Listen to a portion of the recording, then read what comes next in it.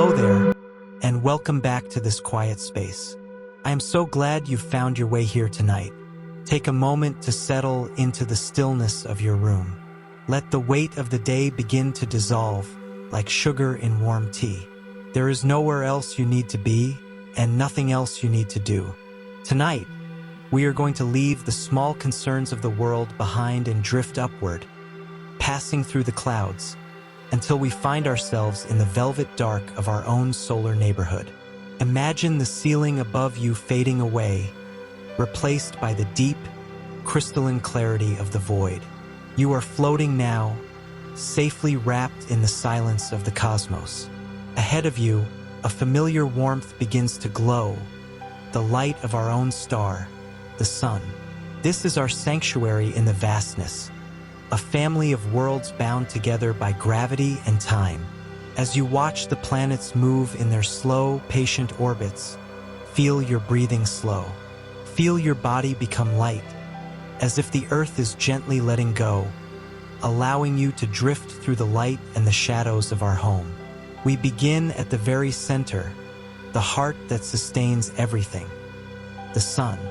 It is a presence so massive that it defies human measurement, containing 99.86% of all the mass in the entire solar system. Every planet, moon, and asteroid is but a tiny speck of dust compared to this colossal sphere of glowing plasma. Within its core, the sun is fusing 600 million tons of hydrogen every second, a rhythmic, atomic heartbeat that has pulsed for nearly 5 billion years. It is the anchor of our existence, a golden hearth around which we all endlessly turn. Just past the solar fire lies Mercury, a small, cratered world that exists in a state of eternal contradiction. Because it has almost no atmosphere to hold onto the sun's warmth, it experiences the most violent temperature swings in the system. During the day, it bakes in a searing furnace of 430 degrees Celsius, but in the shadow of night, that heat vanishes instantly into the vacuum, leaving the surface at a bone-chilling minus 180 degrees Celsius. It is a world of total silence, scarred by ancient impacts, moving through the solar wind like a lonely, silver ghost. Moving further out, we encounter Venus, a world hidden beneath a thick, impenetrable veil of yellowish clouds. While it looks like a peaceful jewel from afar, beneath those clouds lies a runaway greenhouse hell. The atmosphere is so heavy and thick with carbon dioxide that it traps heat relentlessly, keeping the surface at a constant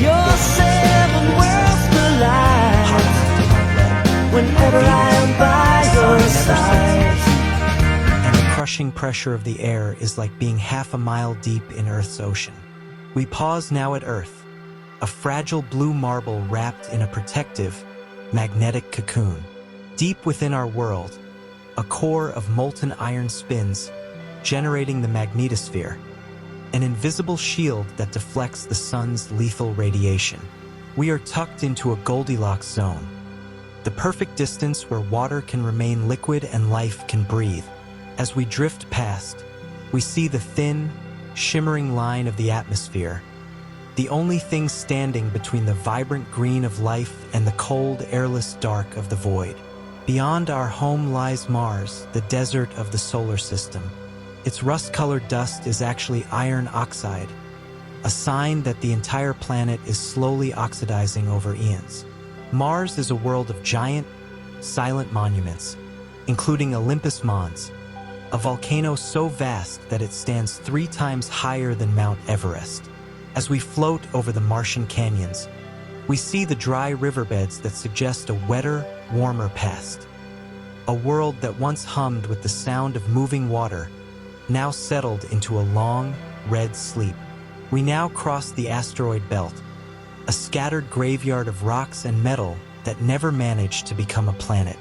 Among them is Ceres, a dwarf planet that holds more fresh water than all the rivers and lakes on Earth combined, hidden beneath a mantle of ice.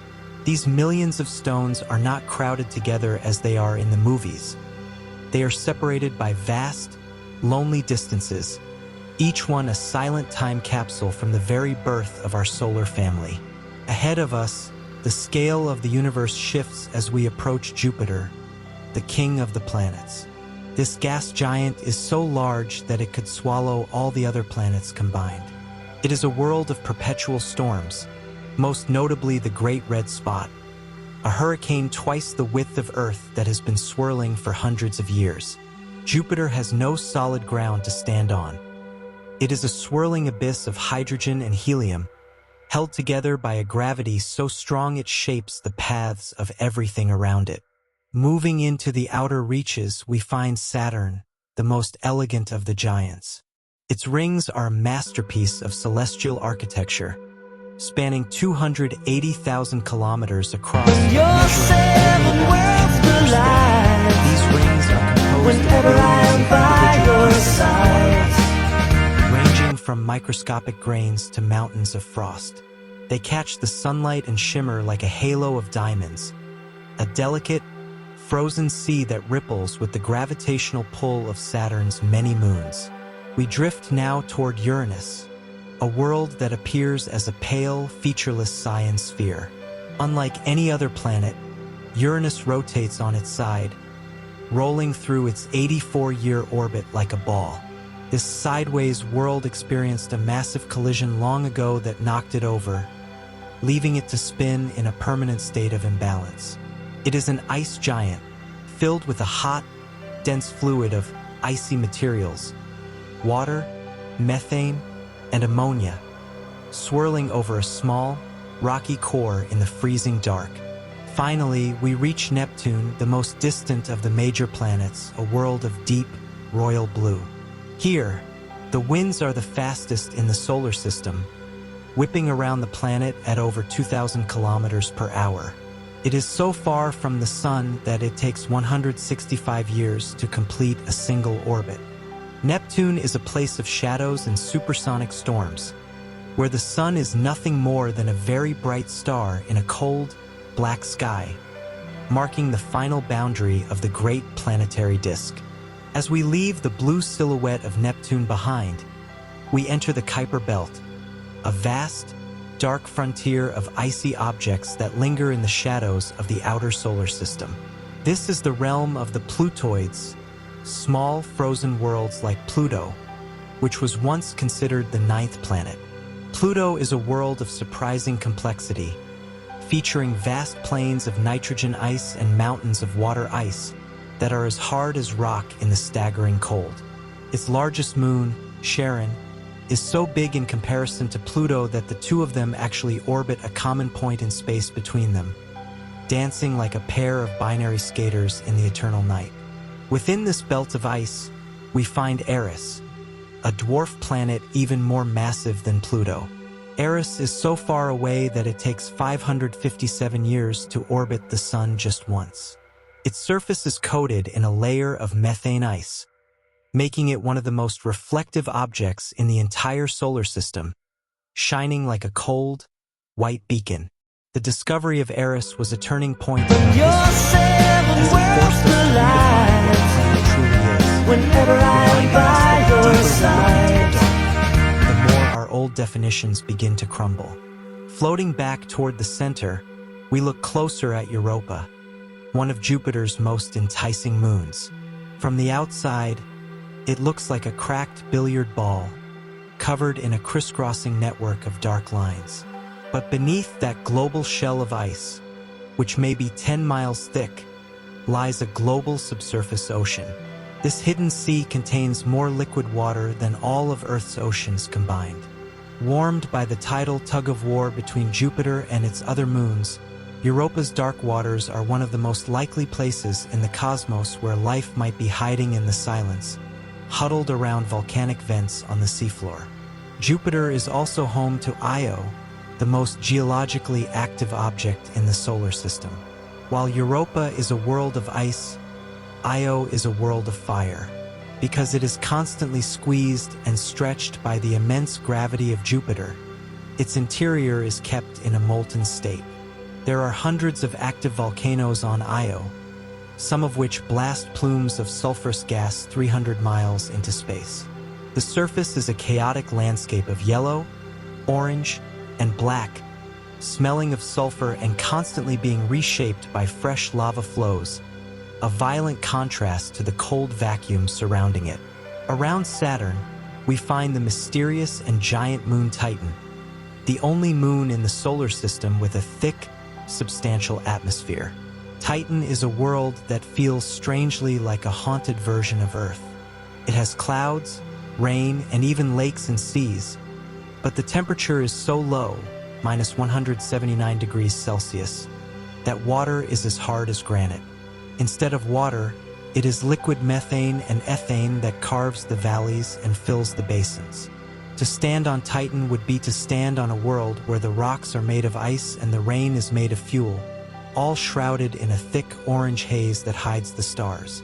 One of the most hauntingly beautiful sights in our neighborhood is Enceladus, a tiny moon of Saturn that acts as a cosmic fountain. In its southern polar region, giant geysers erupt from tiger stripe fractures in the ice, spraying salt water and organic molecules hundreds of miles out into space.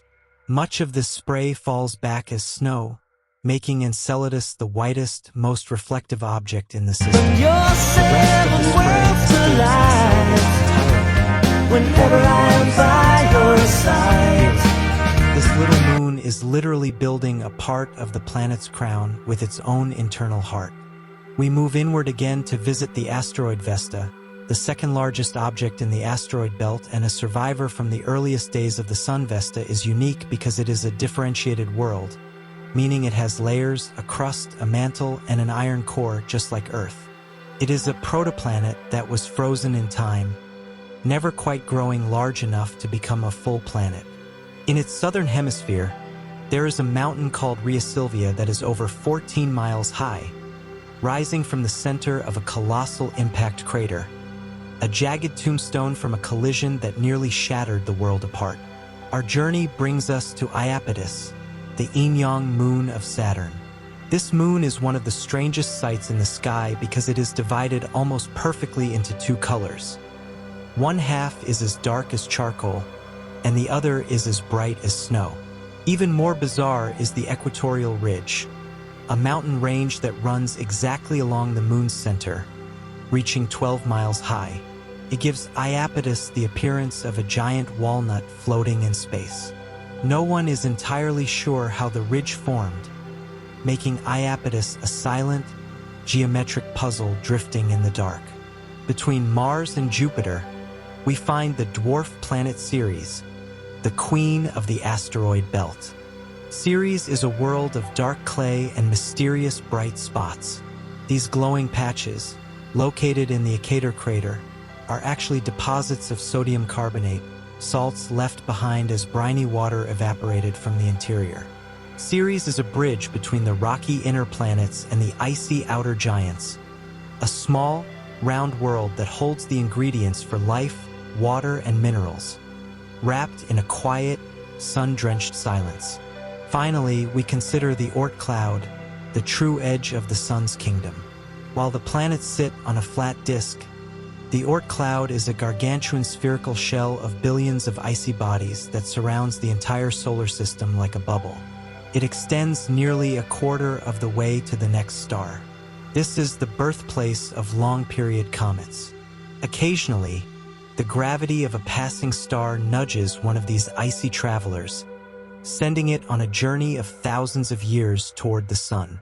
The Oort cloud is the frontier of our home, a vast, You're 7 worlds to life. Whenever I'm by your side. peaceful, dark, imaginable. We turn our gaze toward the strange, invisible architecture of the planetary magnetotails. While we often imagine magnetic fields as neat, symmetrical bubbles, the reality is far more dramatic. As the solar wind, a constant stream of charged particles from the sun, rushes past a planet like Earth or Jupiter, it squashes the magnetic field on the sunward side and stretches it out on the night side into a long, tapering tail. Earth's magnetotail extends millions of kilometers, far past the orbit of the moon. Within this tail, magnetic energy builds up like a stretched rubber band until it suddenly snaps, in a process called reconnection, flinging particles back toward the planet and lighting up the polar skies. Deep within the crushing interiors of the gas giants, particularly Jupiter and Saturn, matter takes on forms that seem like science fiction. Under the immense pressure of thousands of miles of atmosphere, hydrogen gas is squeezed so tightly that the electrons are stripped from the protons, turning the gas into liquid metallic hydrogen. This substance doesn't exist naturally on Earth. It is a fluid that conducts electricity like a metal.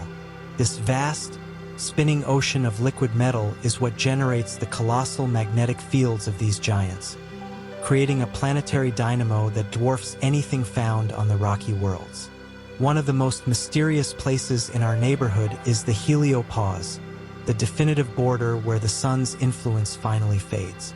The sun constantly exhales the heliosphere, a massive bubble of solar plasma that protects us from the harsh radiation of the interstellar medium.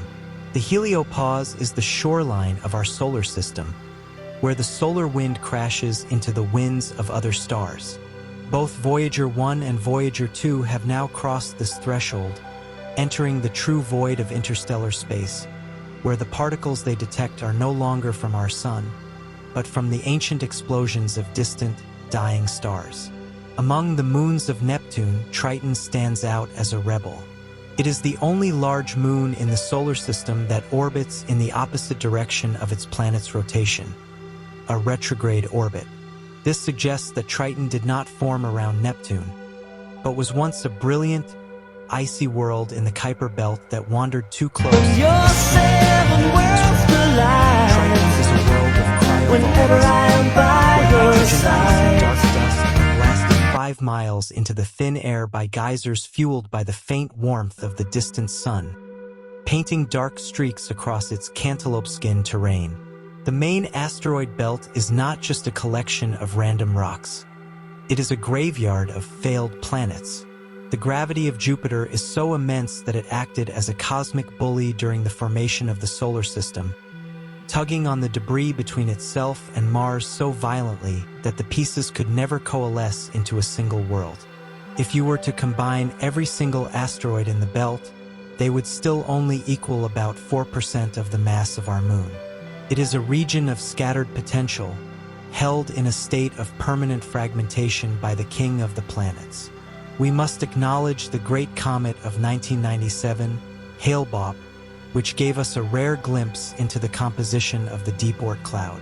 Comets are essentially dirty snowballs or icy dirt balls, but they are also the most pristine records we have of the early solar system.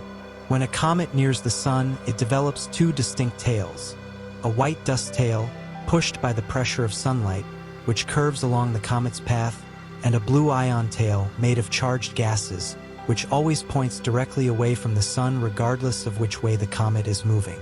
These travelers are the messengers of the deep freeze, bringing ancient water and organic molecules to the inner worlds. Uranus possesses a set of rings that are almost the polar opposite of Saturn's. While Saturn's rings are bright and made of pure ice, the rings of Uranus are incredibly dark, among the darkest matter found in the solar system. They are composed of large boulders coated in organic compounds that have been processed by radiation until they turned the color of charcoal. They were discovered almost by accident when astronomers watched Uranus pass in front of a distant star and noticed the star blinking as the dark, narrow rings blocked its light, proving that even the most invisible structures can be found if we watch the light carefully. The solar wind itself is a magnificent, invisible current that shapes every world it touches. It is a plasma consisting mostly of electrons and protons, traveling at speeds of up to 800 kilometers per second. This wind is responsible for space weather. When the sun has a particularly violent eruption, a coronal mass ejection (CME), Your seven worlds collide. Whenever I am by your side. causing beautiful auroras but also threatening our power grids and satellites, reminding us that we live in the extended atmosphere of a living, breathing star. On the moon Miranda, orbiting Uranus, we find the most chaotic landscape in the known universe. Miranda is a small moon that looks like it was shattered into pieces and then hastily glued back together. It features the Verona Rupees, a cliff face that is roughly 20 kilometers high, the tallest in the solar system. Because the gravity on Miranda is so low, if you were to jump off the top of this cliff, it would take you nearly 12 minutes to reach the bottom. It is a world of tectonic scars and mismatched geological tiles, a puzzle of ice and rock that remains one of the greatest mysteries of planetary science. Finally, we look at the Lagrange points, the silent parking spots of the solar system. These are 5 specific points around any 2 large orbiting bodies, like the Earth and the Sun, where the gravitational pull of the 2 masses precisely cancels out the centrifugal force felt by a smaller object. At these points, a satellite or an asteroid can stay in a fixed position with very little effort. The James Webb Space Telescope sits at the L2 point, nearly 1 million miles away, tucked into Earth's shadow, while thousands of Trojan asteroids are trapped at the Lagrange points of Jupiter's orbit, riding forever in the giant's wake like a permanent escort of ancient stone. We drift back toward the giants to witness a phenomenon that sounds like a shimmering dream, the phenomenon of diamond rain. On worlds like Uranus and Neptune, the atmospheric conditions are so extreme that they defy our earthly understanding of chemistry. Thousands of miles beneath those serene blue cloud tops, the atmospheric pressure reaches millions of times that of Earth's surface, and temperatures soar to thousands of degrees. In this crushing environment, methane molecules, which are abundant in these atmospheres, are torn apart into their base components of hydrogen and carbon. The intense heat and pressure then force the liberated carbon atoms to crystallize into solid, translucent diamonds. These forests of falling jewels are not tiny grains, but potentially massive hailstones that sink slowly through the fluid, slushy mantles of the planets. Over eons, it is theorized that these diamonds settle around the solid, Your 7 worlds collide glittering layers of carbon. whenever I am by your All the treasures side. on Earth combined. It is a hidden treasury of brilliance, locked away in a lightless, crushing abyss where it will likely remain forever, untouched and unseen in the crushing depths of the outer giants.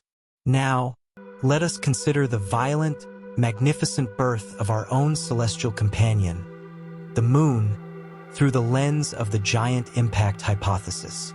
Astronomers believe that roughly 4.5 billion years ago, when the Earth was still a molten, chaotic infant, it shared its orbit with a protoplanet named Theia, which was approximately the size of Mars.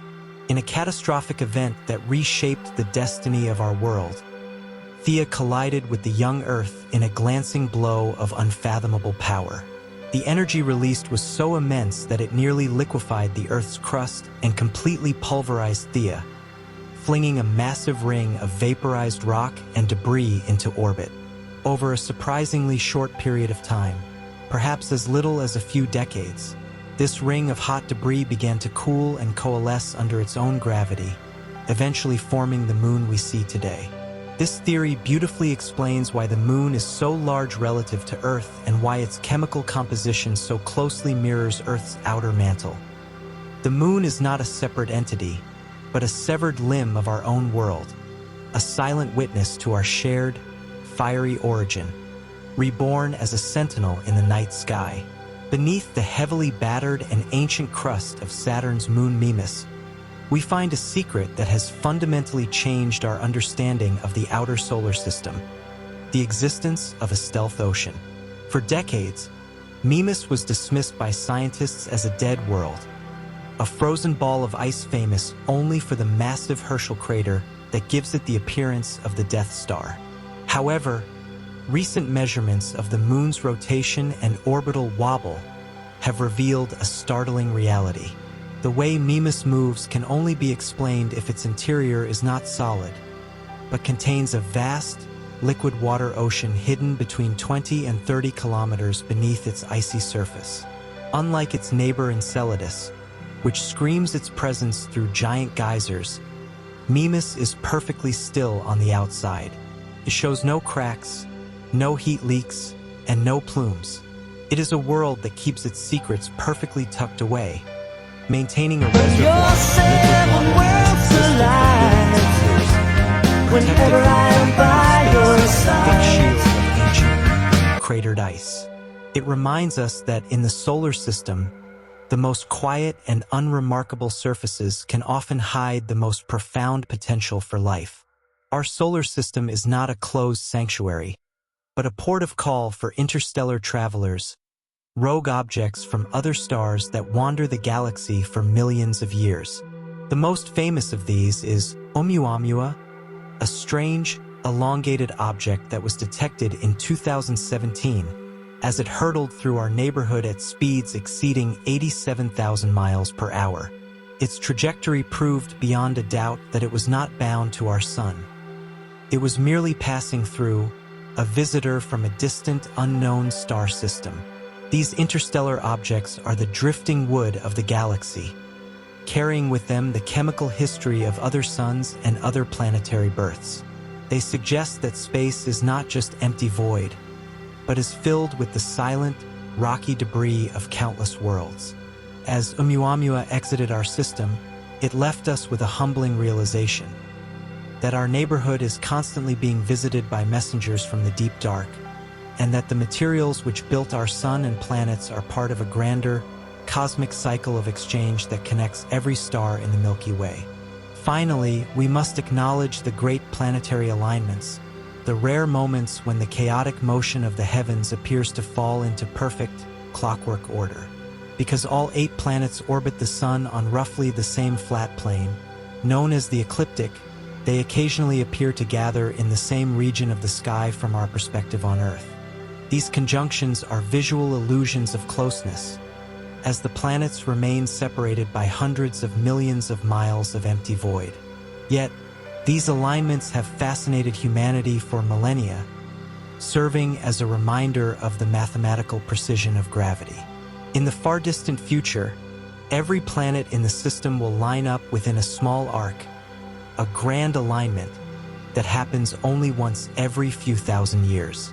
These moments of symmetry are the slow, rhythmic pulses of the solar system's clock, a visual testament to the fact that despite their vastly different sizes, temperatures, and compositions, every world from Mercury to Neptune is tethered to the same golden hearth, moving in a collective, silent dance that has endured for eons and will continue until the sun itself begins to light. As we drift back toward the inner solar system, we encounter one of the most mesmerizing and quiet geological wonders in the deep dark, the cryovolcanoes of Ceres. In the cold, lightless silence of the asteroid belt, this dwarf planet serves as a unique bridge between the rocky inner worlds and the icy giants of the outer reaches. Standing alone on its dark, battered surface is Ahana Mons, a lonely, towering mountain that stands nearly 4 kilometers high with remarkably steep, bright streaked sides. But unlike the volcanoes on Earth that spew molten rock and ash, Ahana Mons is a volcano of ice. Over eons, a thick, slushy mixture of salty water and mud, known as cryomagma, was pushed upward from a hidden, briny reservoir deep within the crust. As this material broke through the surface, the water instantly began to freeze in the vacuum of space, building a shimmering dome of salt and ice layer by layer. It stands today as a silent, majestic monument to the fact that even small, seemingly dead worlds can have a beating heart fueled by the slow, rhythmic movement of chemistry and internal warmth. Within the vast, invisible reaches of the Jovian system, we find the haunting and rhythmic magnetic music of Jupiter. Jupiter possesses a magnetic field of such staggering proportions that if it were to glow in a spectrum visible to the human eye, it would appear from Earth to be several times larger than the full moon in our night sky. This magnetic field creates a colossal electromagnetic engine. As the volcanic moon Io moves through these intense magnetic lines, it acts as a giant electric generator, stripping ions from its own atmosphere and creating a massive current of 3 million amperes that flows back into Jupiter's polar regions. This violent interaction creates intense bursts of radio waves that, when translated by astronomers into sound, reveal a ghostly electromagnetic symphony. These Jovian radio storms sound like the rhythmic crashing of ocean waves or the eerie, lonely whistling of a desert wind. It is a hidden concert that echoes through the void, reminding us that space is never truly empty. It is a vibrating field filled with the invisible, energetic songs of the giants. We must pause to consider the Trojans of Jupiter, two massive, silent Your seven worlds collide whenever I'm by your These asteroids side. are trapped in the Lagrange points, specific pockets of gravitational stability situated 60 degrees ahead of and 60 degrees behind Jupiter in its long journey around the Sun. They are the fossils of the early solar system, held in a perfect gravitational stalemate for over 4 billion years. These thousands of rocky fragments are the pristine remnants of the primordial disk that originally built the planets, preserved in the cold, airless vacuum like artifacts in a cosmic museum. Some of them are dark and rich in organic carbon, while others may hide ancient ice beneath their dusty surfaces. They remind us that the solar system has an incredibly long memory, keeping its oldest treasures and its most ancient building blocks tucked away in the stable, quiet corners of its grand orbital architecture. As we look toward the furthest edges of the planetary disk, we see the scattered disk, a wild, lonely, and sparsely populated region of space that overlaps with the icy Kuiper Belt. This is the home of Sedna, one of the most distant and mysterious objects ever discovered in our solar family. Sedna's orbit is not a neat circle, but a staggering, elongated loop that takes it nearly 1,000 times further from the Sun than the Earth. At its furthest point, the Sun would appear as nothing more than a particularly bright star, providing almost no warmth and barely enough light to distinguish day from night. It takes Sedna over 11,000 years to complete a single revolution around the Sun, making it a slow, patient traveler that spends the vast majority of its life in the deepest, most profound isolation of the outer dark. It is a world of deep frozen red ice, moving so slowly through the void that it seems to exist in a different era of time, a quiet sentinel watching the rest of the solar system from the brink of the interstellar void. Finally, we witness the grand planetary migration that reshaped the very foundations of our home billions of years ago, a theory known as the Nice model. In the early, chaotic days of our system, the giant planets did not sit in the stable, distant positions they occupy tonight. Jupiter, Saturn, Uranus, and Neptune formed much closer together in a compact group. As these giants interacted with the surrounding swarm of leftover icy debris, their orbits began to shift in a massive gravitational Your seven worlds collide Jupiter moved whenever I'm by your side. Uranus and Neptune were violently flung outward. This sudden reorganization sent millions of asteroids and comets screaming in every direction, resulting in a period of intense impact known as the Late Heavy Bombardment, which scarred the face of our moon and the inner planets. It was this magnificent, violent dance of the giants that eventually cleared the dust and settled the planets into the peaceful, rhythmic orbits they hold now, allowing the ancient chaos to end and the long, quiet era of the modern solar system to begin. We venture back to the cold, distant heart of Pluto to witness a phenomenon that was only recently revealed to us: its mysterious blue atmosphere. When the New Horizons spacecraft looked back at Pluto as it departed, it captured a breathtaking silhouette of the dwarf planet. Backlit by the sun surrounding the frozen world was a distinct, brilliant blue ring of haze. This haze is not caused by oxygen or nitrogen as it is on Earth, but by complex organic molecules called tholins. These particles are created high in the atmosphere when ultraviolet sunlight breaks down methane and nitrogen. As they drift downward, they scatter blue light, much like the sky on a summer day. It is a hauntingly beautiful sight, a small, icy world at the very edge of the dark, wrapped in a thin, sapphire-colored veil that whispers of the complex chemistry occurring billions of miles from the Sun. Deep within the crushing interiors of Uranus and Neptune, beyond the layers of diamond rain, some scientists believe there may exist diamond oceans. While the outer layers of these planets are composed of gas and slush, the temperatures and pressures near the core are so extreme that diamonds might not just exist as solid crystals, but as a liquid state of carbon. Imagine a vast, shimmering sea of liquid diamond, undulating in the dark, with solid diamond bergs floating on the surface like ice in the Arctic. This metallic, liquid carbon would be an incredible conductor of energy, potentially contributing to the strange, off-center magnetic fields of these planets. It is a world of impossible luxury and pressure, where the very foundations of the planet are built from the most precious substances known to man. We move inward to visit Venus once more, to explore its atmospheric tides. Because the atmosphere of Venus is so incredibly dense. Your seven worlds collide. It behaves more like a fluid Whenever I am gas. by your The sun's gravity and side. heat create massive tidal bulges in this thick air, causing the entire atmosphere to rotate around the planet every 4 Earth days, a phenomenon known as superrotation. These winds move at speeds of 360 kilometers per hour, much faster than the planet itself rotates. These tides are so powerful that they actually exert a torque or a physical push on the planet's surface, slightly affecting the speed of Venus's rotation. It is a world where the weather doesn't just pass over the land. It physically drags the planet along with it.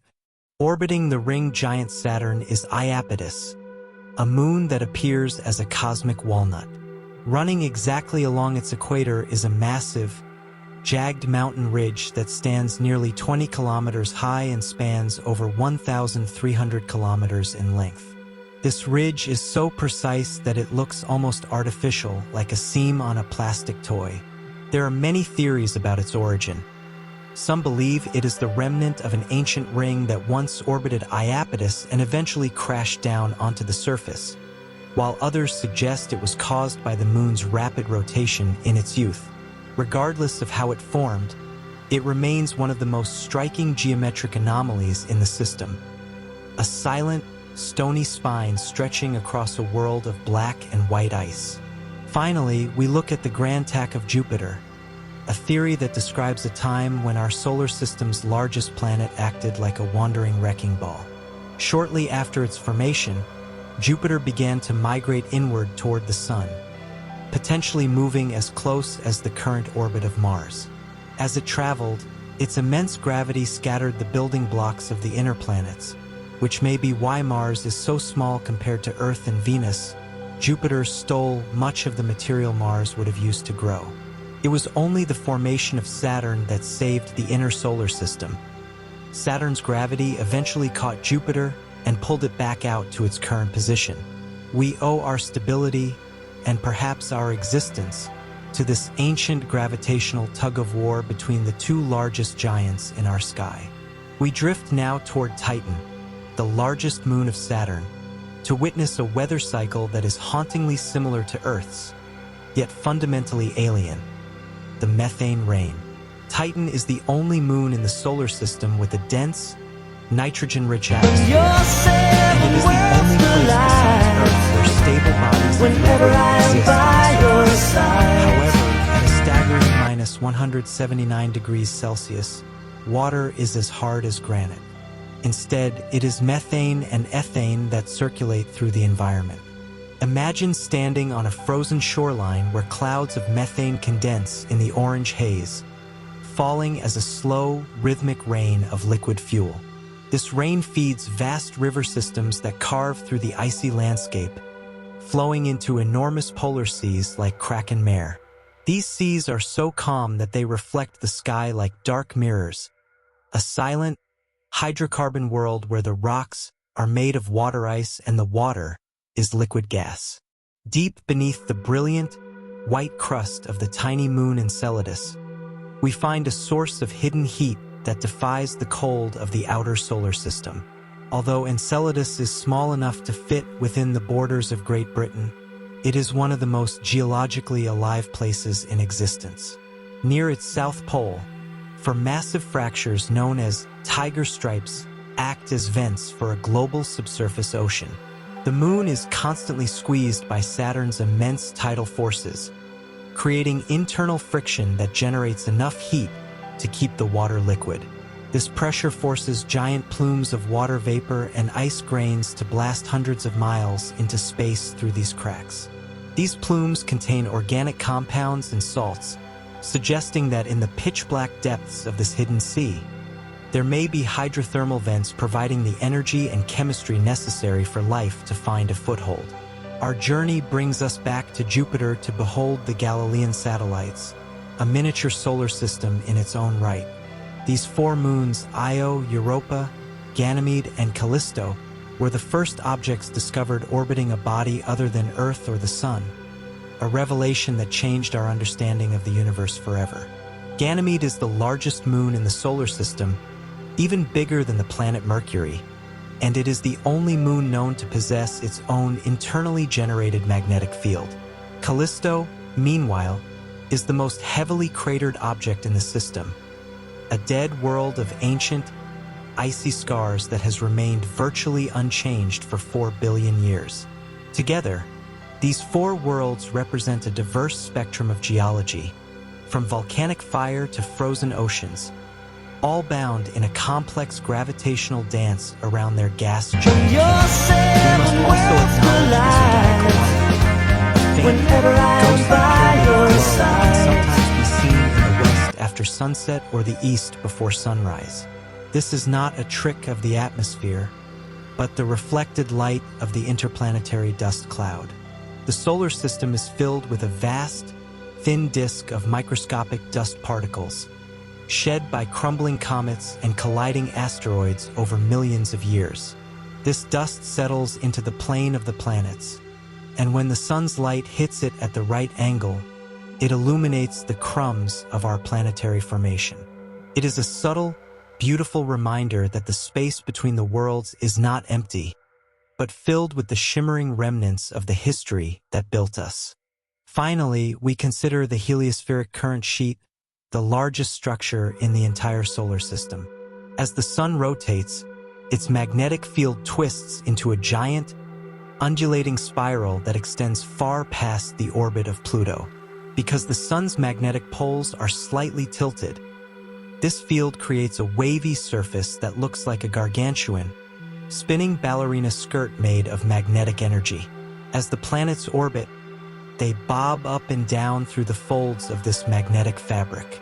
This sheet acts as a barrier, protecting the inner worlds from high-energy cosmic rays originating from outside our system.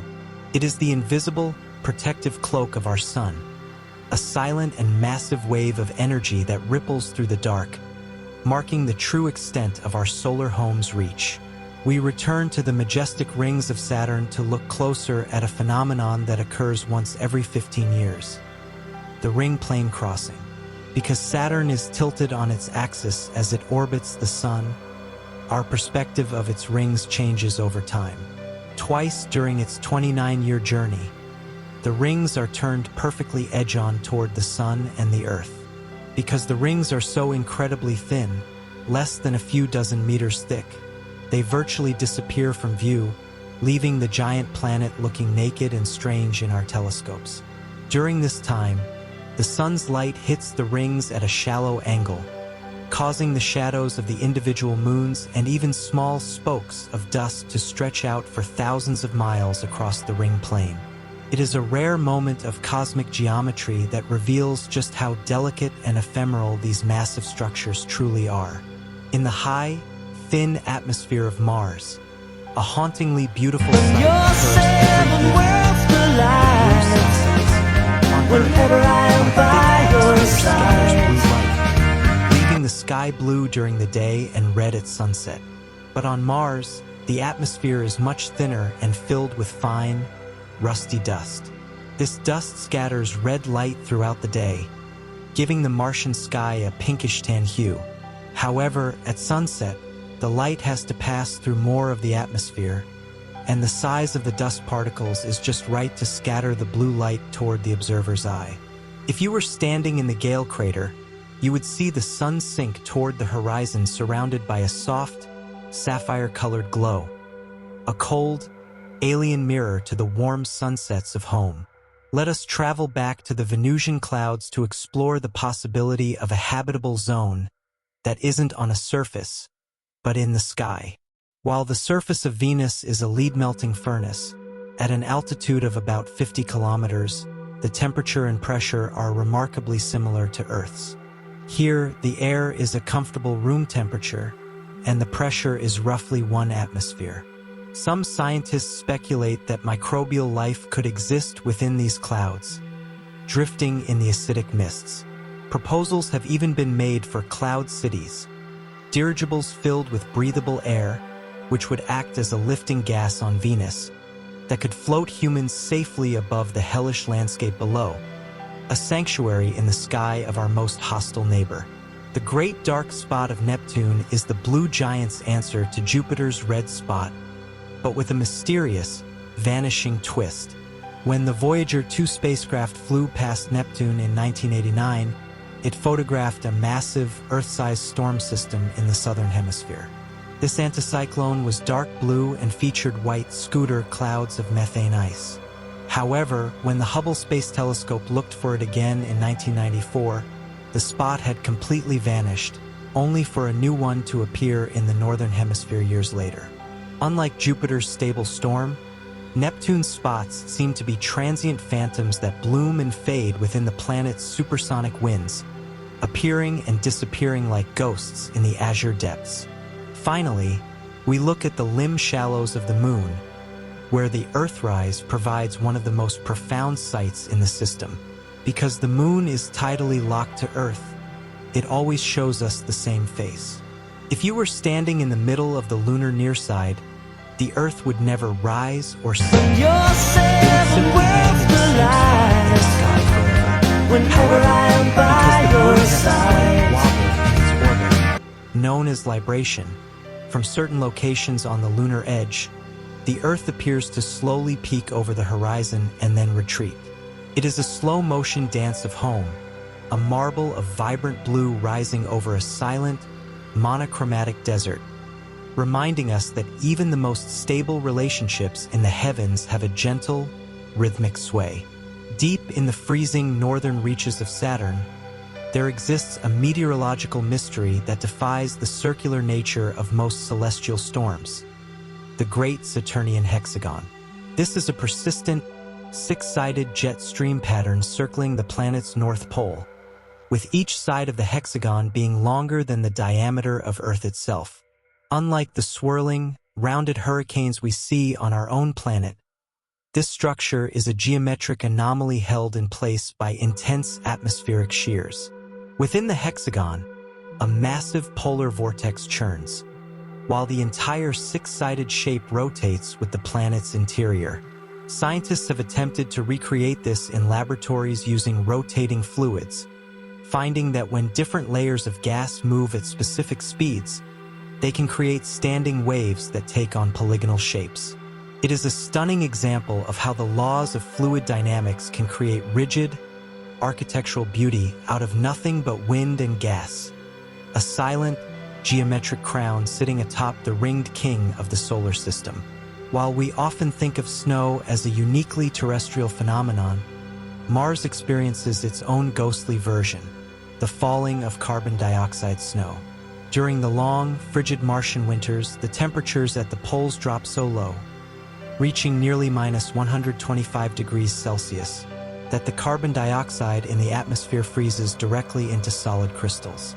Unlike the soft, hexagonal flakes of water ice we have on Earth, these Martian flakes are thought to be shaped like tiny cubes or pyramids, falling in a dry, silent dusting that covers the red landscape in a coat of dry ice white. What is even more fascinating is that as the spring sun warms the ground, this snow doesn't melt into liquid. It sublimates, turning directly back into gas.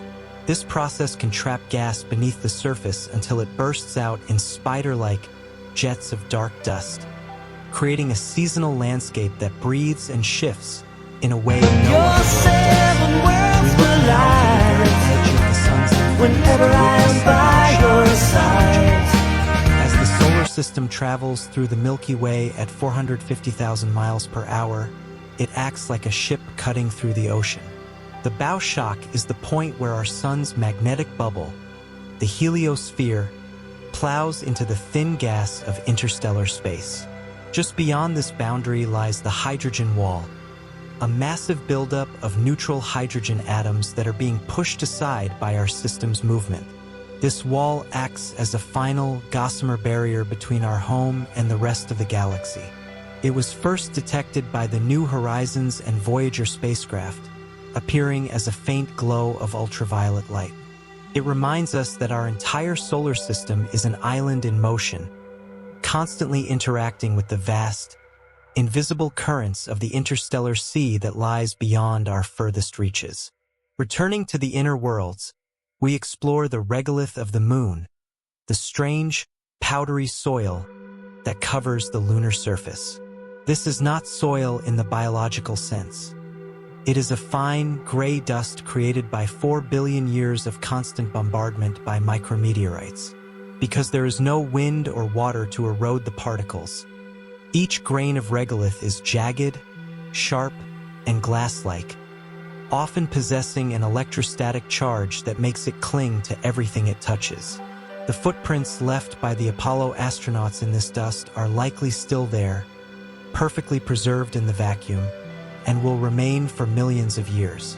This layer of dust also contains a treasure for the future. Helium-3, a rare isotope blown in by the solar wind and trapped in the lunar dirt, which could one day provide a clean, near-limitless source of energy through nuclear fusion.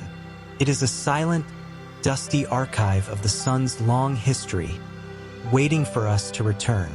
Finally, we gaze at the obliquity of Uranus, a planetary tilt that remains one of the greatest hit-and-run mysteries in astronomy. Every other planet in the solar system spins more or less upright like a top, but Uranus spins on its side, with its poles facing the sun for decades at a time. Its rings and its many moons also orbit at this extreme 98-degree angle. This suggests that billions of years ago, a massive object, likely a protoplanet twice the size of Earth, slammed into Uranus with such force that it knocked the entire system over. Your This ancient seven worlds catastrophe changed the world's destiny forever, whenever I am by your side. where one pole is bathed in continuous sunlight for 42 years, while the other is shrouded in a half-lifetime of total, freezing darkness. It is a world that rolls through the void, a sideways giant that serves as a reminder of the violent, random events that sculpted our celestial neighborhood. We return to the smallest planet, Mercury, to peer into its surprisingly heavy heart. Despite its diminutive size, Mercury has a gargantuan iron core that occupies nearly 85% of the planet's radius. For decades, scientists believed this core was solid, but data from the Messenger spacecraft revealed that Mercury still possesses a magnetic field, albeit a weak one. This suggests that the outer layer of this iron core must be liquid. Imagine a world where the rocky crust is just a thin shell, like the skin of an apple, resting atop a massive, churning ocean of molten iron. This disproportionately large core suggests that Mercury might be the skeleton of a much larger planet, one that had its outer rocky layers stripped away by a colossal collision in the early days of the solar system, leaving only this heavy, metallic remains to bake in the sun's glare. On the dusty plains of Mars, we find silent witnesses to a much warmer past, the ancient shorelines. Satellite imagery has revealed vast, winding networks of valleys and deltas that look identical to river systems on Earth. In the northern hemisphere, there is a giant basin known as the Vestidas Borealis, which many scientists believe was once the site of a Martian ocean billions of years ago. These shorelines tell a story of a world that once had a thick atmosphere, fluffy white clouds, and the rhythmic sound of waves crashing against red rocks. As you drift to sleep, imagine the red planet not as a desert, but as it once was, a world of blue water and rushing rivers, now frozen in time and preserved in the dry, silent dust. We look now at Callisto, the outermost of Jupiter's 4 large moons, which holds the title of the oldest surface in the solar system. Unlike its siblings Io and Europa, which are constantly resurfaced by volcanoes or shifting ice, Callisto has been geologically dead for 4 billion years. Its surface is a monochromatic landscape of wall-to-wall craters, so Your crowded seven that worlds collide whenever I'm by your side. and no tectonic movement to smooth the scars of the past. It is a perfect, frozen archive of the solar system's violent youth, a silent, icy graveyard where the history of every asteroid that ever wandered too close to Jupiter is etched permanently into the ground. Orbiting the distant gas giants, we discover the irregular moons, a swarm of hundreds of small objects that move in wild, chaotic orbits. Unlike the regular moons that orbit in neat circles above the planet's equator, these moons often travel backward, retrograde, or at extreme tilts. Astronomers believe these are captured asteroids and comets that were wandering through the system when they were snagged by the massive gravity of planets like Jupiter and Saturn. They are like a cloud of fireflies caught in a lantern's glow, each one a unique piece of the early solar system's rubble, now trapped in a permanent, eccentric dance around their giant hosts. Finally, we must acknowledge the Great Red Spot's shrinking act. While this storm on Jupiter has been seen through telescopes for over 300 years, it is not immortal. In the late 1800s, the spot was estimated to be about 40,000 kilometers wide, large enough to fit 3 Earths inside. Today, it has shrunk to about 16,000 kilometers, barely wider than a single Earth, and its shape has changed from an oval to a circle. As the storm shrinks, it is also getting taller, its clouds stretching higher into the Jovian atmosphere. We are witnessing the slow, late-life stages of the solar system's most famous storm, a reminder that even the most gargantuan structures in the heavens are subject to the slow, inevitable passage of time.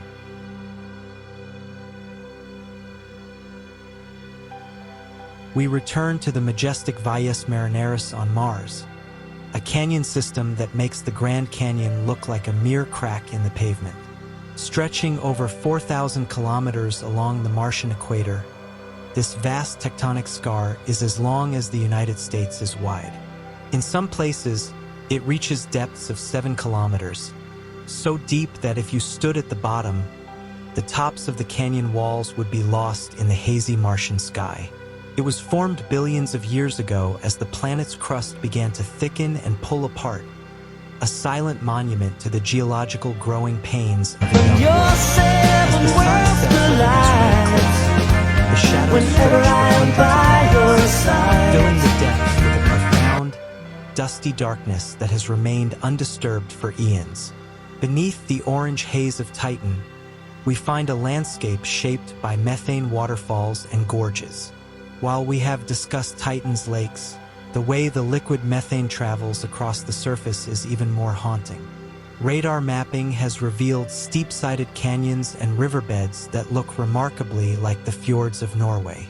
During Titan's seasonal rains, these channels fill with liquid hydrocarbons that rush over cliffs of rock-hard ice, creating waterfalls that flow into the dark, silent basins below. The gravity on Titan is so low and the air so thick that if you were to stand by one of these falls, the water would fall in slow motion, a graceful, rhythmic descent of liquid gas in a world where the laws of nature feel like a dream. The sun's corona is a place of beautiful, scientific mystery where the rules of heat seem to break. While the surface of the sun is a scorching 5,500 degrees Celsius, the outer atmosphere, the corona, reaches temperatures of over 1 million degrees Celsius. It is like walking away from a campfire and feeling the air get hotter the further you move. Scientists believe this coronal heating is caused by magnetic nanoflares and waves that transport energy from the interior and snap like whips in the outer atmosphere.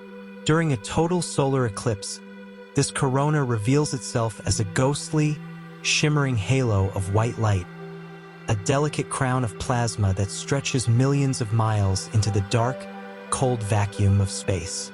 Deep in the outer solar system, the moon Umbriel orbits Uranus, known as the darkest moon of the system.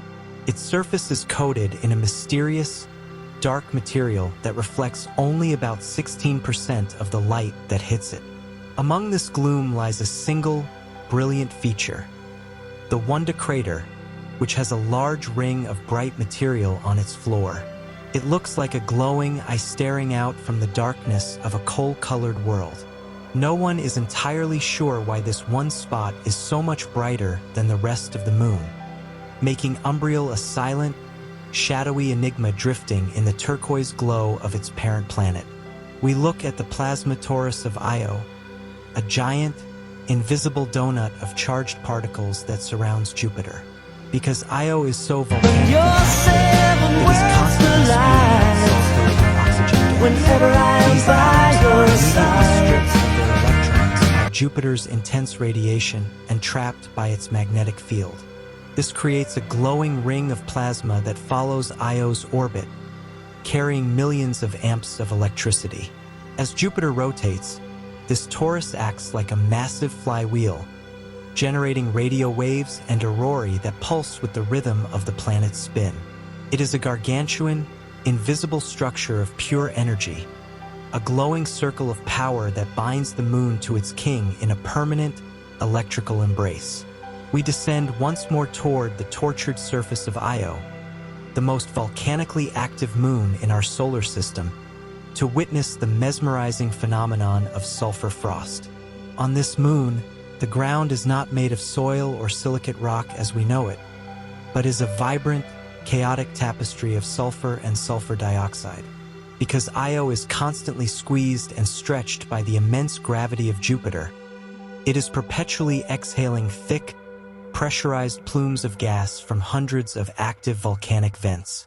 When this superheated gas hits the absolute vacuum and freezing temperatures of space, it undergoes a process called desublimation. It doesn't just dissipate. It instantly crystallizes into solid particles and falls back to the surface as a fine, yellow, chartreuse, and white snow of sulfur. This process is so relentless and widespread that the entire moon is effectively repainted every few centuries, burying ancient impact craters under hundreds of meters of fresh volcanic fallout.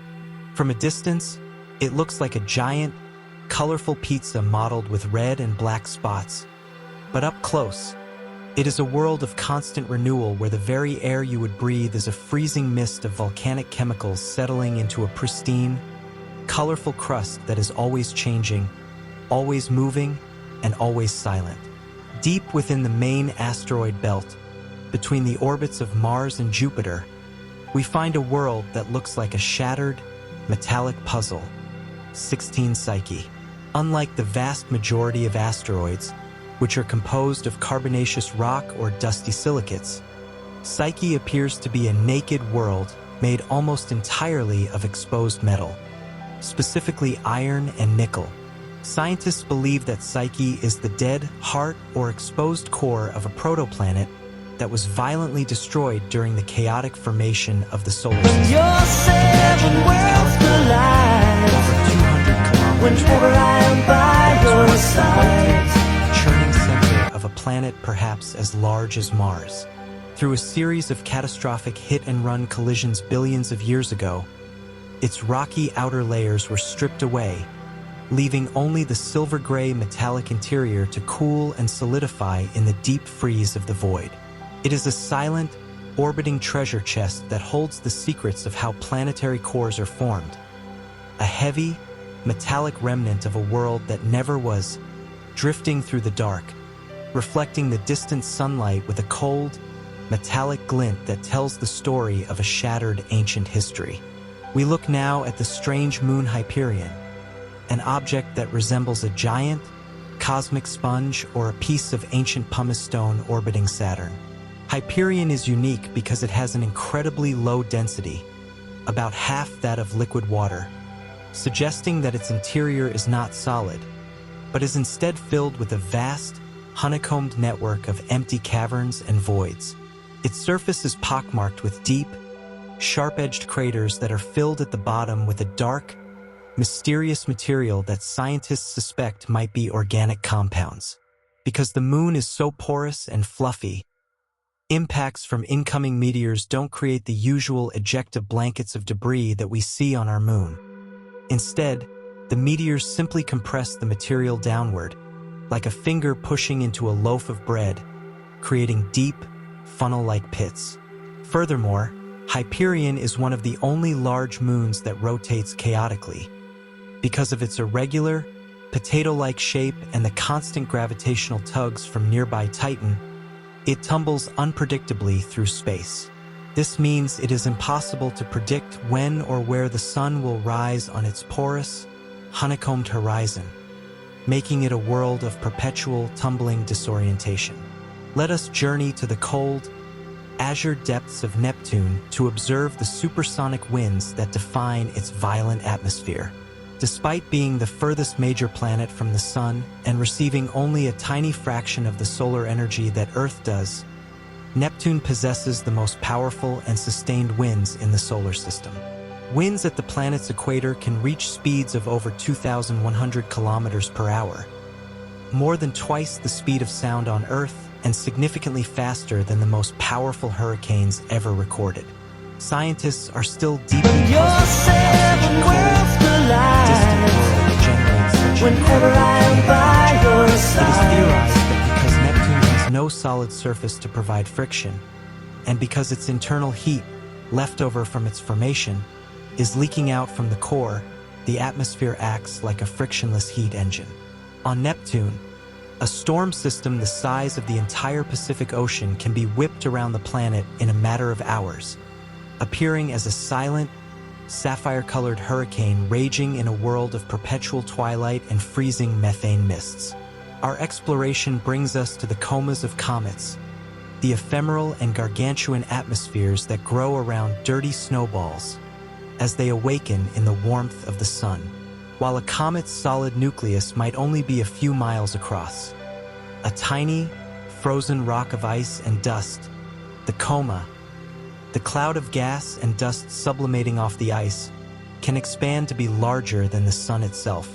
This happens because as the ice turns into gas, it expands freely into the vacuum of space, creating a glowing, translucent shroud that can span millions of kilometers in diameter. Within this coma, complex chemical reactions occur, fueled by solar radiation, creating a unique environment where water vapor, carbon monoxide, and organic molecules dance in a thin, glowing mist.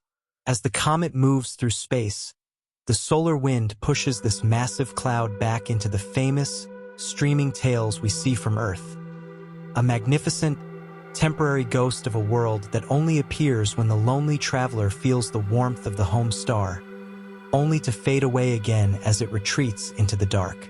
We venture back to the ice giant Uranus to witness the ethereal beauty of its methane ice clouds.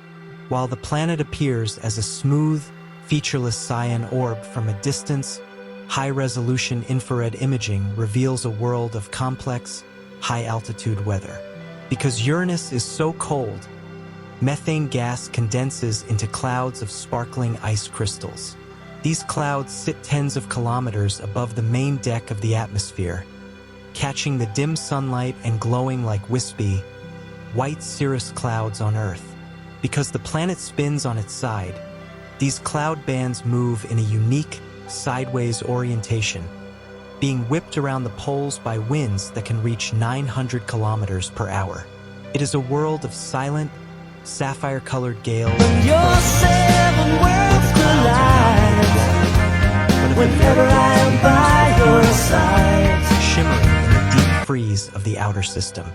Deep within the history of our own moon, we find evidence of the lunar magma ocean. Shortly after its violent birth from the debris of a planetary collision, The moon was so hot that its entire surface was a glowing, molten sea of liquid rock. As this magma ocean cooled over millions of years, different minerals crystallized and either sank or floated. The lighter minerals, like anorthosite, rose to the top to form the bright lunar highlands we see tonight. The heavier, iron-rich minerals sank deep into the interior. This differentiation created the crust that we look at every night, a frozen remains of a time when our silent neighbor was a glowing, white-hot orb of liquid fire, cooling slowly into the silver sentinel we know today. We turn to the massive, icy moon Ganymede to observe the grooved terrain that covers much of its surface. This moon is crisscrossed by vast regions of bright, parallel ridges and furrows that look like the tracks of a giant plow. These grooves can be hundreds of kilometers long and suggest that Ganymede once had a much more active interior. As the moon's internal ocean froze or shifted, the icy crust was pulled apart and buckled, creating tectonic plates of ice that ground against one another. It is a landscape of ancient, frozen violence, where the crust has been shattered and healed many times over, leaving a geometric record of the moon's internal struggles etched into its surface. Let us consider the strange atmosphere of Pluto, which actually breathes as it orbits the Sun. Pluto has a highly elliptical orbit, meaning its distance from the Sun changes drastically over its 248-year journey. When Pluto is closer to the Sun, its surface ices, nitrogen, methane, and carbon monoxide, sublimate into a thin, hazy atmosphere. But as Pluto moves further away into the deep dark, the temperatures drop even lower, and the atmosphere literally freezes out, falling back to the surface as a fine, nitrogen frost. This means Pluto spends part of its year with a sky and part of its year in a total vacuum, a world that inhales its atmosphere in the warmth and exhales it back onto the ground in the cold. We look at the plasma sheet of Saturn, a thin, invisible disk of charged particles whenever I am by your side, escaping from the geysers of Enceladus. As Saturn's powerful magnetic field rotates, it catches these particles and flings them outward into a flat, spinning pancake of plasma. This invisible structure is so massive that it stretches far beyond the rings, acting as a conductor for massive electrical currents. It is a world of silent, high-energy particles, a magnetospheric ring that connects the planet to its moons and the solar wind, reminding us that the space around the giant planets is a complex, vibrating web of energy. High atop the jagged, scorched mountain peaks of Venus, we find a geological phenomenon that sounds like a dark and heavy fairy tale: the falling of metallic snow. On Earth, the highest elevations are capped with white water ice because the temperature drops as you ascend. On Venus, while the temperature does decrease slightly with altitude, the surface remains a lead-melting furnace of nearly 465 degrees Celsius. However, the dense, acidic atmosphere of Venus contains various trace elements, including vaporized metals like lead sulfide, galena, and bismuth sulfide.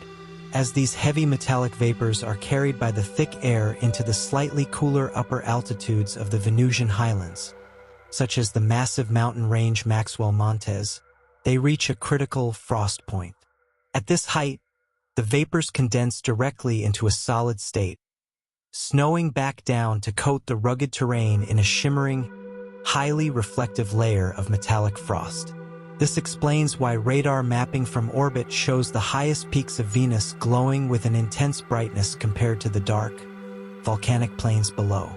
Imagine a world of perpetual twilight and crushing pressure where the mountains do not sparkle with white crystals, but with a cold, heavy, and toxic metallic glint. A dark frost of lead and bismuth settling over a landscape that has never known a drop of liquid water. Extending far behind our celestial neighbor is a secret feature completely invisible to the human eye, yet it remains one of the most poetic structures in our local space: the sodium tail of the moon.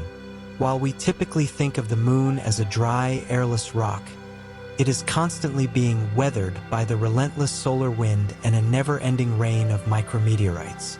This cosmic sandblasting is powerful enough to knock Your seven worlds collide off the lunar whenever surface I am into a by very your dense, side. gossamer-like atmosphere known as an exosphere. Because these sodium atoms are so light, the gentle pressure of sunlight, solar radiation pressure, pushes them away from the sun, much like the glowing tail of a comet. This creates a vast, bridge-like stream of orange-hued gas that stretches hundreds of thousands of miles into the void. Remarkably, once a month during the new moon phase, the Earth actually passes directly through this tail. As we do, our planet's gravity acts like a giant magnifying lens, focusing the lunar sodium atoms into a concentrated spot or beam that sweeps across the Earth's upper atmosphere. Though it is far too faint to see without specialized scientific instruments, it means that for a brief window every month, our world is touched by a ghostly, golden signature of the moon, a silent trail of lunar dust following us through the dark. Remarkably, once a month during the new moon phase, the Earth actually passes directly through this tail. As we do, our planet's gravity acts like a giant magnifying lens, focusing the lunar sodium atoms into a concentrated spot or beam that sweeps across the Earth's upper atmosphere. Though it is far too faint to see without specialized scientific instruments, it means that for a brief window every month, our world is touched by a ghostly, golden signature of the moon, a silent trail of lunar dust following us through the dark. Beyond the mere presence of this golden trail, the intensity of the sodium tail serves as a cosmic barometer, fluctuating in response to the environment of the inner solar system. During major meteor showers, such as the Leonids or the Perseids, the moon is bombarded by a higher-than-average density of space debris. These high-velocity impacts act like hundreds of tiny explosions, lofting massive amounts of fresh sodium into the exosphere and causing the tail to flare with brightness. By observing these fluctuations from Earth, astronomers can effectively use the moon as a giant, orbital detector to study the debris clouds left behind by passing comets, turning a silent moon into a vibrant sensor of the solar system's hidden dust. The existence of the tail also highlights the delicate balance of forces acting on individual atoms in the vacuum of space. While Earth's gravity is strong enough to Your focus the seven stream as it worlds passes by, collide the primary driver remains whenever the I am sun's by radiation your pressure. side. This is a force so subtle that we never feel it on Earth, yet for an atom of sodium, it is a powerful wind that overcomes the moon's own gravitational pull. This creates a perpetual cycle of loss. The moon is slowly but surely leaking its substance into the void, shedding its elemental skin and leaving a trail of itself across the orbit of our planet, a process that has likely been occurring for billions of years. This phenomenon fundamentally changes our perception of the Earth-Moon system as two isolated spheres. Instead, we must visualize them as being physically linked by a bridge of atoms. For several days each month, we are literally enveloped in a piece of the moon. This moon spot that appears in our sky is a physical connection, a reminder that the space between worlds is not a total void but a medium through which the planets and moons breathe and interact. It is a quiet, rhythmic exchange of matter that happens right above our heads while we sleep, a golden ghost of the lunar surface visiting our atmosphere before being swept away into the interstellar dark. The golden bridge between worlds is glowing in the dark, and the lunar dust is settling into the void. I hope this deeper look at the moon's hidden trail brings you a sense of profound, cosmic connection. Would you like me to move on to fact number 93, perhaps exploring the diamond rain of Neptune or the canyons of Rhea? Deep within the crushing interiors of the ice giants, Uranus and Neptune, scientists believe it is literally raining diamonds. While these planets appear as serene, blue orbs from the outside, their internal pressures are so extreme that they can tear apart the molecules of methane gas. At depths of roughly 8,000 kilometers beneath the cloud tops, the carbon atoms are squeezed with such force, reaching pressures millions of times greater than Earth's atmosphere, that they crystallize into solid diamonds. These glittering stones then sink through the liquid mantle like crystalline hailstones, falling toward the planet's core. Some researchers even speculate that these diamonds might settle into a solid layer, creating diamond icebergs floating in a sea of liquid metallic carbon. This phenomenon is a result of the unique chemistry of these distant worlds. On Earth, diamonds require specific conditions deep in the crust to form, but on the ice giants, the entire planetary structure is a massive high-pressure laboratory. Whenever I'm by your side, high-powered lasers and plastic materials, which contain carbon and hydrogen similar to methane, have successfully recreated these conditions, showing that the carbon separates and forms tiny, nanometer-sized diamonds almost instantaneously. In the vastness of Neptune, these stones could grow much larger, perhaps becoming the size of large gems, creating a hidden, sparkling wealth that no human eye will ever see. The descent of these diamonds also helps explain a major planetary mystery: why Neptune radiates much more heat than it receives from the sun. As the diamonds sink through the mantle, the friction and gravitational energy released by their fall generate heat. This internal diamond engine keeps the planet's core warm and fuels the supersonic winds that whip around its atmosphere. It is a stunning cycle where the formation of precious stones deep in the dark provides the energy to drive the most violent weather in the solar system. To truly grasp the scale and physics of the diamond rain, we have to look at the ice giants not as frozen blocks of ice, but as massive, high-pressure chemical refineries. The physics of carbon precipitation. In the atmospheres of Uranus and Neptune, methane, $CH_4, is abundant. As this gas is pulled deeper into the planet by gravity, the environment undergoes a radical transformation. About 10,000 miles below the surface, the temperature rises to several thousand degrees, and the pressure reaches approximately $1.50 $million atmospheres. Under these conditions, the chemical bonds holding the methane together snap. The hydrogen is squeezed out into a metallic liquid, while the carbon atoms find each other and lock into the most stable structure possible under such pressure: the diamond lattice.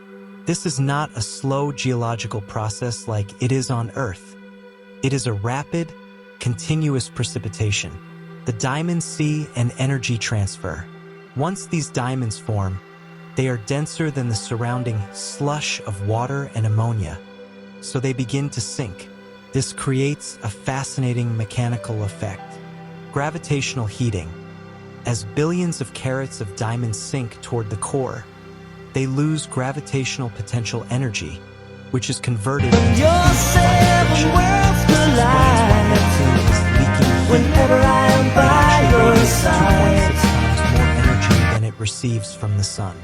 The metallic mantle. Some theories suggest that at the very base of the mantle, the pressure is so high that the diamonds might actually melt into liquid carbon.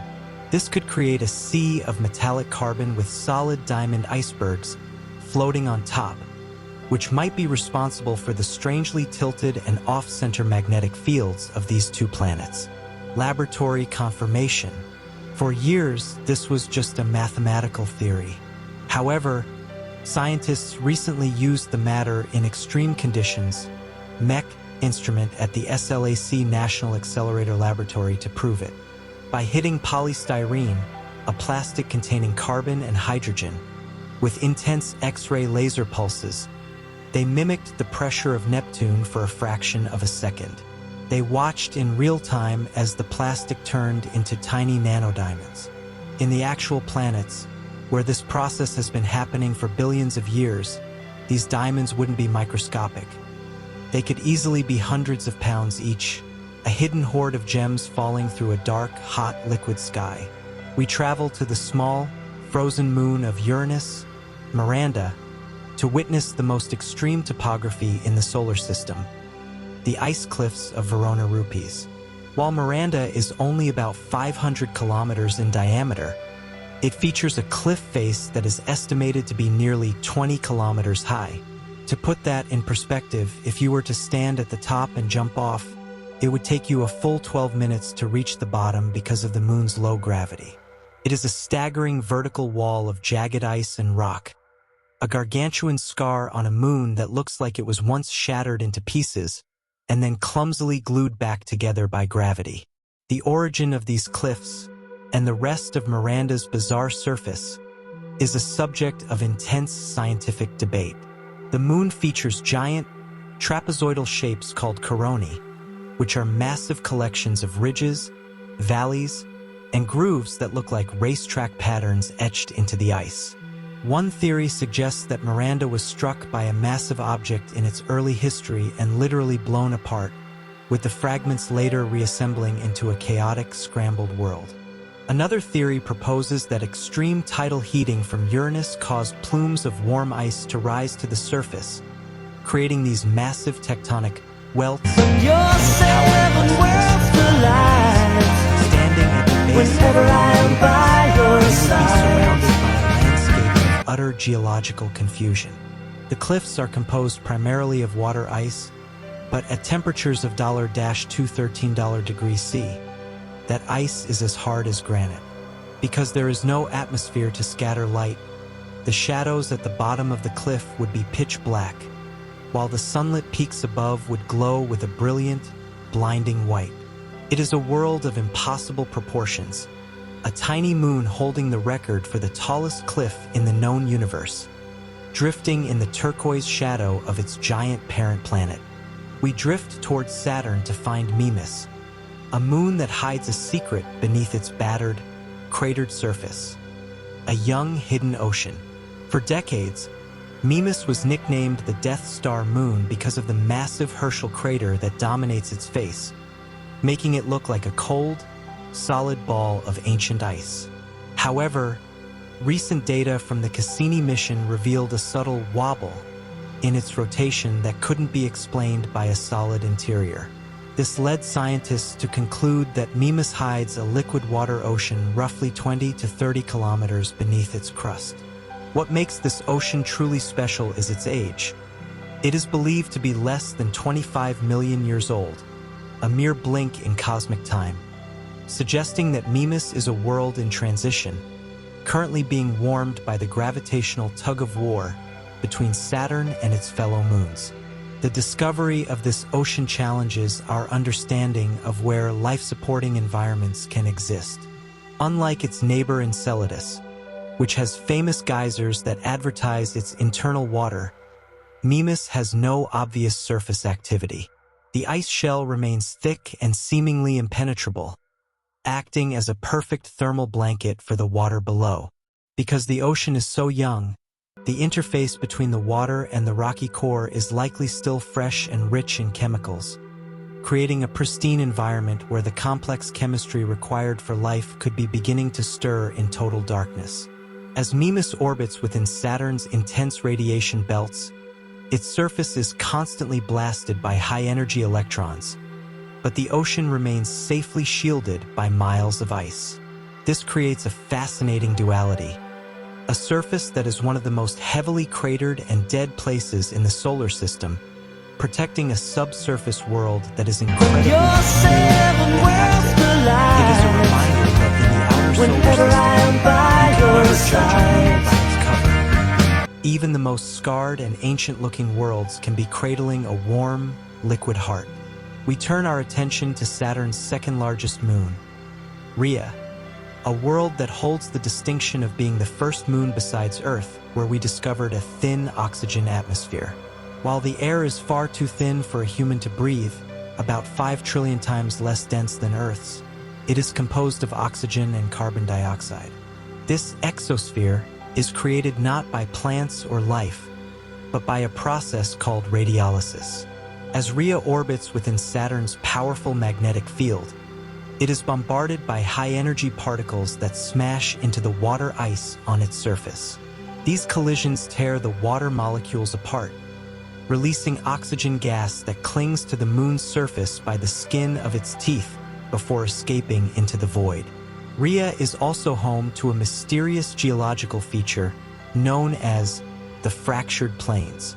From a distance, the moon looks like a bright, cratered ball of ice, but high-resolution images reveal a network of bright, wispy streaks that cut across the trailing hemisphere.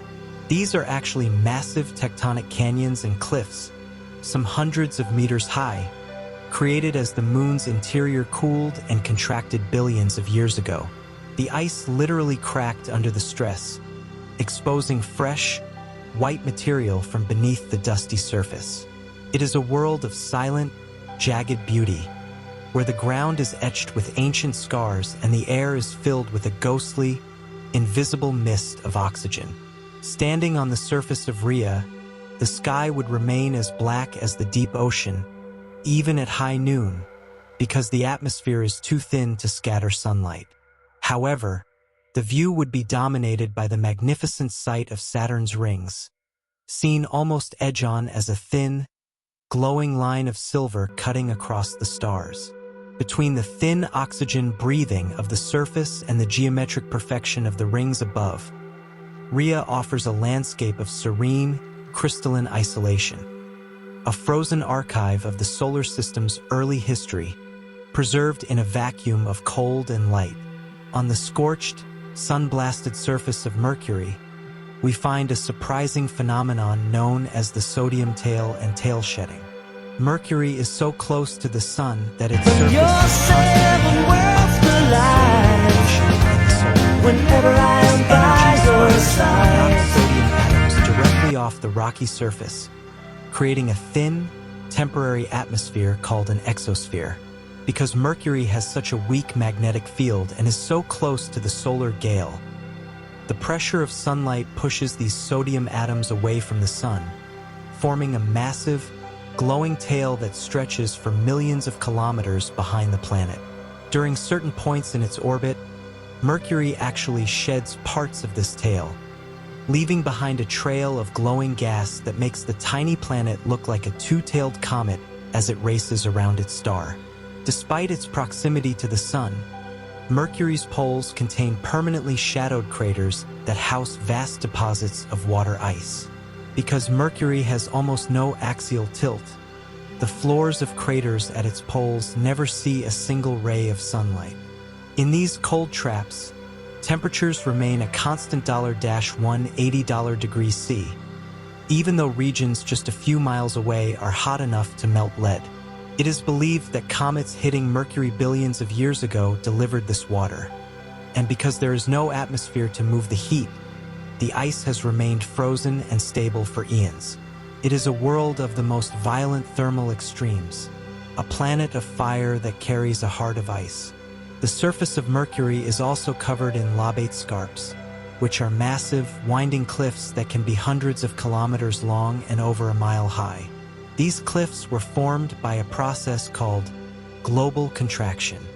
As the massive iron core of Mercury cooled over billions of years, the entire planet actually shrank in size, like a grape turning into a raisin. As the interior contracted, the rocky crust had nowhere to go, so it buckled and broke, thrusting large sections of the surface upward. Mercury is a shrinking world, a silent testament to the immense cooling power of time, with its history written in the jagged wrinkles of its lonely, cratered face. We return to the amber skies of Titan, the only world besides Earth where it is currently raining, to witness the great methane river systems. Using radar that can peer through the moon's thick nitrogen haze, we have discovered river valleys that stretch for hundreds of kilometers, including a river over 400 kilometers long that resembles a miniature Nile. However, on Titan, the water is actually liquid methane and ethane. You're seven worlds collide. These hydrocarbons Whenever I am by your side. Form clouds, rain down on the mountains, and carve deep, winding canyons into the ice-hard crust before flowing into vast, mirror-still seas. The geological power of these rivers is immense. Because Titan's gravity is only 1/7 of Earth's, the methane raindrops are much larger, about the size of a marble, and fall in slow motion. Over millions of years, these slow-falling rains have weathered the mountains of water ice, rounding off rocks of ice into smooth pebbles that line the riverbeds. When the heavy seasonal rains arrive, these rivers can swell, turning into rushing torrents that carry sediment across the plains, creating vast alluvial fans. It is a hauntingly familiar landscape of deltas and islands, a bizarro Earth, where the basic cycle of life-giving water is replaced by the cycle of liquid natural gas. Even more surreal is the mist of Titan. Because the atmosphere is so dense and moist with hydrocarbons, the lowlands are often covered in thick fog that rolls off the methane lakes. If you were to stand on the shores of Ligeia Mare, the air would smell faintly of gasoline, and the sky would be a uniform, glowing orange. The silence would only be broken by the rhythmic drip-drip of methane condensing on the icy cliffs above. It is a world that feels wet and alive, yet it is alien to its core. A place where the very building blocks of life are present, but frozen in a chemistry that we are only just beginning to decode. Deep in the outer reaches of the solar system orbits Neptune's largest moon, Triton, a world that shouldn't exist where it does. Triton is a captured world, likely a former dwarf planet from the Kuiper Belt that was snared by Neptune's gravity. This violent history has left it with one of the most active and strange surfaces in existence: the nitrogen geysers. Unlike volcanoes on Earth that spew molten rock, Triton's geysers erupt with freezing nitrogen gas and dark, organic dust. These plumes can shoot 8 kilometers straight up into the thin atmosphere before the high-altitude winds catch them, dragging the dark material into long, horizontal streaks that stretch for hundreds of kilometers across the moon's pinkish cantaloupe terrain. The engine behind these eruptions is a fascinating process called the solid-state greenhouse effect. Triton is covered in a layer of transparent nitrogen. You're The seven weak words sunlight to of life. distant sun manages to penetrate this Whenever ice. I am by It your heats up dark side. patches of material buried just beneath the surface. This trapped heat causes the nitrogen ice to sublimate, turn directly from solid to gas, building up immense pressure. Eventually, the surface ice cracks, and the pressurized gas explodes outward in a silent, freezing jet. It is a form of solar power that works at temperatures near absolute zero, turning a frozen wasteland into a world of active, shifting shadows. Because Triton is slowly spiraling inward toward Neptune, it is a doomed world. In about 3.6 billion years, it will pass the Roche limit, the point where Neptune's tidal forces become stronger than the gravity holding the moon together. Triton will be torn apart, its icy remains shattering into billions of fragments that will spread out to form a massive, shimmering ring system around Neptune, far grander than the rings of Saturn today. Standing on Triton now, you are standing on a future ring, a world of ice and geysers that is destined to become a crown of dust for its giant master. To fully appreciate the strangeness of Triton, you have to understand that it is a world that defies the standard rules of our solar system. It is a rebel moon, and its elaboration reveals a story of cosmic kidnapping and exotic cryophysics. The retrograde rebel. Triton is the only large moon in the solar system that orbits in the opposite direction of its planet's rotation, a retrograde orbit. This is the smoking gun that proves Triton did not form around Neptune. Instead, it was likely a binary dwarf planet similar to Pluto and its moon Charon, cruising through the Kuiper Belt. When it wandered too close to Neptune, the giant's gravity snagged it, likely kicking its partner away into deep space. This capture was incredibly violent. The tidal forces of being braked into orbit generated enough internal heat to melt the entire moon, turning it into a liquid world for millions of years before it eventually refroze into the scarred cantaloupe landscape we see today. The physics of cantaloupe terrain. Triton's surface looks like the skin of a melon, a texture called cantaloupe terrain. This isn't caused by impacts, but by diapurism. Because Triton was once melted and is now cooling, different types of ices, water, nitrogen, and You're CO2 seven are worlds constantly fighting for position. Denser ice is whenever floating while I'm lighter by ice is your rising, side. creating bubbles of material that push up through the crust. This creates a surface of pits and ridges that is roughly 3 billion years old, making it one of the most complex and oldest geological surfaces in the outer solar system. The nitrogen atmosphere and snow. Despite being billions of miles from the sun, Triton has a thin atmosphere. It is composed mainly of nitrogen, just like Earth's, but at such extreme cold, $-235 degrees C, the atmosphere is in a constant state of flux. Sublimation. In the summer hemisphere, the sun is just strong enough to turn frozen nitrogen into gas. Deposition. This gas then travels to the winter pole, where it freezes and falls back to the ground as nitrogen snow. This creates a seasonal cycle where the entire atmosphere of the moon effectively migrates from one pole to the other over the course of Neptune's 165-year orbit. The result is a moon that is constantly resurfacing itself, covering old craters in a fresh, pinkish-white blanket of nitrogen and methane frost. To dive even deeper into Triton, we have to look at its eventual fate and the incredible organic factory happening on its surface. Triton is not just a captured moon. It is a ticking time bomb and a laboratory for the building blocks of life. The organic Tholin paint. The pinkish-orange hue that characterizes Triton's surface isn't just a trick of the light. It's a chemical coating known as tholins. These are complex organic compounds formed when ultraviolet light from the distant sun and cosmic rays strike the methane and nitrogen ice on Triton's surface. This process breaks the chemical bonds of the simple ices and reassembles them into long-chain organic molecules. These reddish-brown sludges are the same substances found on Pluto and Titan. On Triton, these tholins get caught in the nitrogen geysers and are sprayed across the landscape, creating the dark, streaky wind streaks that allow scientists to map the moon's invisible low-pressure winds. The ticking clock, the Roche limit. Triton is unique among large moons because its orbit is decaying.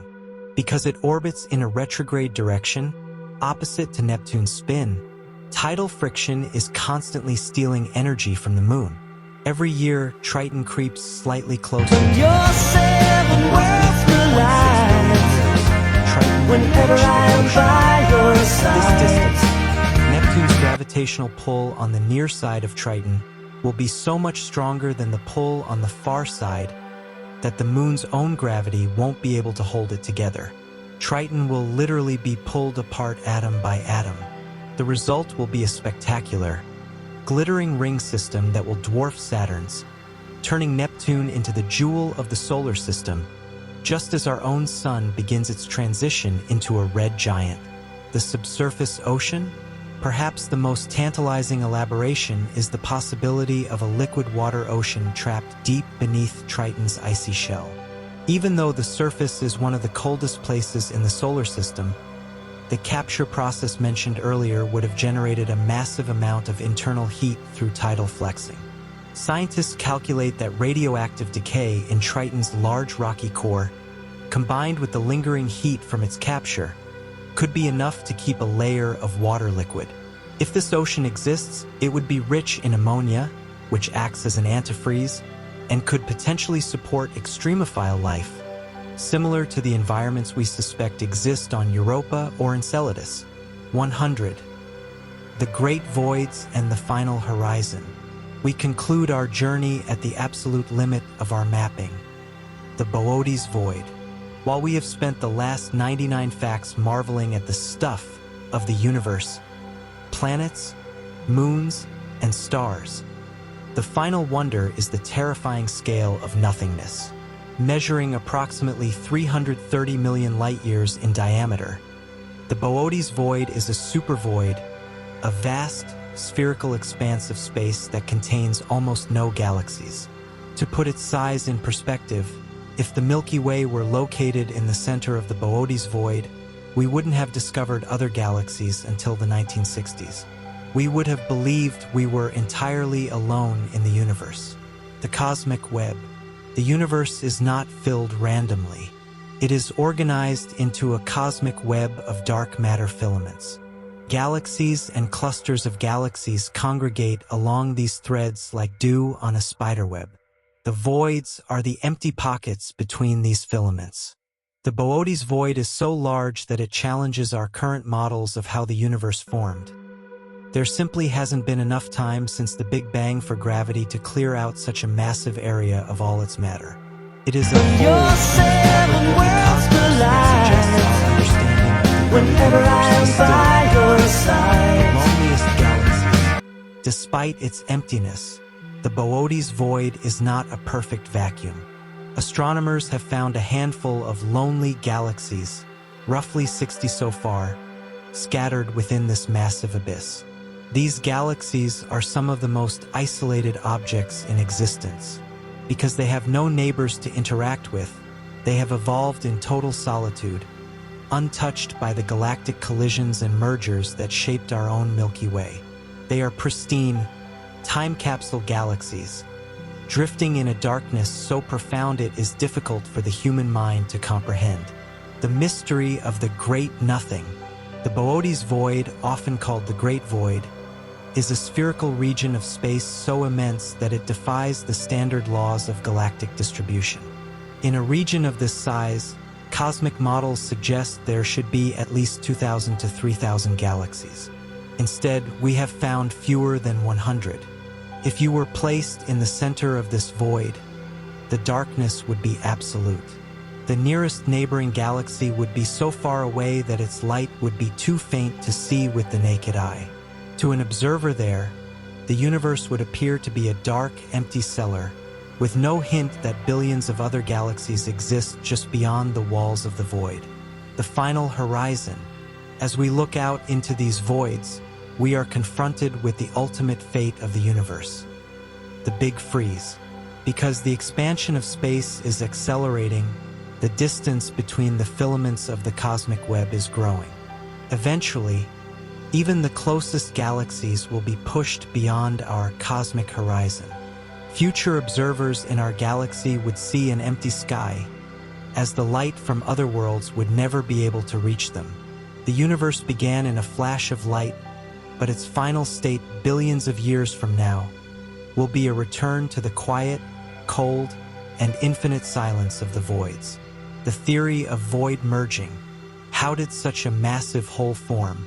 Astronomers believe the Boötes void might be the result of void merging. Just as small soap bubbles in a sink join together to form one giant bubble, smaller voids in the early universe may have drifted together and fused. This process is driven by gravity. Matter is pulled away from these empty regions and toward the dense filaments where galaxies live. Over billions of years, the voids get emptier and the filaments get denser, Whenever I am creating a by your cosmic side. puzzle form is left a 330 million light-year hole in the sky. The loneliest galaxies in existence. The few galaxies that do exist inside the void are scientific treasures. Because they are so isolated, they are pristine. They haven't been distorted by the gravity of other galaxies, nor have they had their gas stripped away by galactic collisions. They are like desert islands in a cosmic ocean. By studying them, scientists can see how a galaxy evolves in total isolation, providing a control group to compare against the chaotic, crowded regions like our own local group. These galaxies are the true hermits of the heavens, spinning in a silence that has lasted since the dawn of time. As we drift back from the furthest reaches of the Boötes void, our journey through the 100 wonders of the cosmos finally comes to a quiet close. From the golden, atom-thin bridges between worlds to the diamond-strewn hearts of the gas giants, we have seen that the universe is not just a collection of cold rocks, but a living, breathing tapestry of hidden beauty. Now, as the distant light of a trillion stars begins to soften and fade, it is time to let the vastness of space cradle your thoughts. The great cosmic silence is not an empty one, but a peaceful invitation to rest, reminding us that we are all small, cherished parts of this grand, infinite mystery. Thank you for wandering through the dark with Sleep with Stories. If these tales of the stars have brought you peace, we invite you to join us again for our next journey into the unknown. For now, let the pull of gravity settle your mind and the rhythm of the universe guide your breath into a deep, dreamless slumber.